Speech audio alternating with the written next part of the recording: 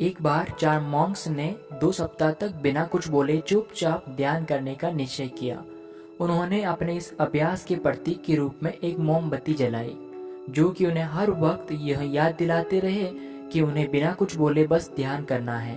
इसके बाद उन मॉन्क्स ने ध्यान करना शुरू किया। पहले दिन की रात होते होते मोमबत्तियां तो टिमटिमाई और फिर बुझ गई। यह देखते ही पहले मॉन्क ने कहा, अरे नहीं, ये मोमबत्ती तो बुझ गई। दूसरे मॉन्क ने कहा, हमें बात नहीं करनी चाहिए, हमने कुछ भी न बोलने की कसम खाई थी। तीसरे मॉन्क ने कहा, तुम दोनों को बोलने की क्या जरूरत थी।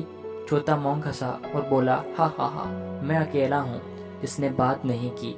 दोस्तों, उन सभी के बोलने के अपने अपने अलग अलग कारण थे, लेकिन चारों में से प्रत्येक ने बिना कुछ सोचे तुरंत ही अपने विचार रख दिए। उनमें से किसी ने भी स्थिति को सुधारने का प्रयास नहीं किया। उसी आश्रम में उन चारों के अलावा बुढ़ा बुद्धिमान मॉन्क भी था।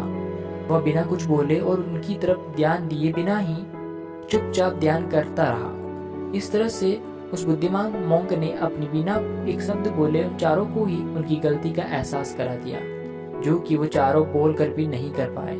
बिना सोचे समझे और जरूरत से अधिक बोलने पर हमें खुद ही लोगों के सामने शर्मिंदा होना पड़ता है।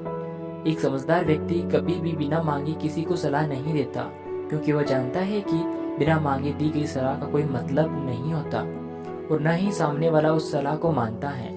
लेकिन आजकल लोगों ने अपनी प्रॉब्लम्स बताई नहीं कि हम उन्हें सॉल्यूशन देना शुरू कर देते हैं, जबकि 99% केसेस में जब लोग हमसे अपनी प्रॉब्लम शेयर कर रहे होते हैं तो वो हमसे कोई सॉल्यूशन नहीं सुनना चाहते हैं, बल्कि वो सिर्फ यह चाहते हैं कि हम उनकी बातों को ध्यान से सुन लें, और इससे उन्हें कुछ समय के लिए शांति महसूस होती है। क्योंकि हम उन्हें तो सलाह जो देंगे ये उन्हें भी पता है, हर इंसान को पता होता है कि क्या सही और क्या गलत है।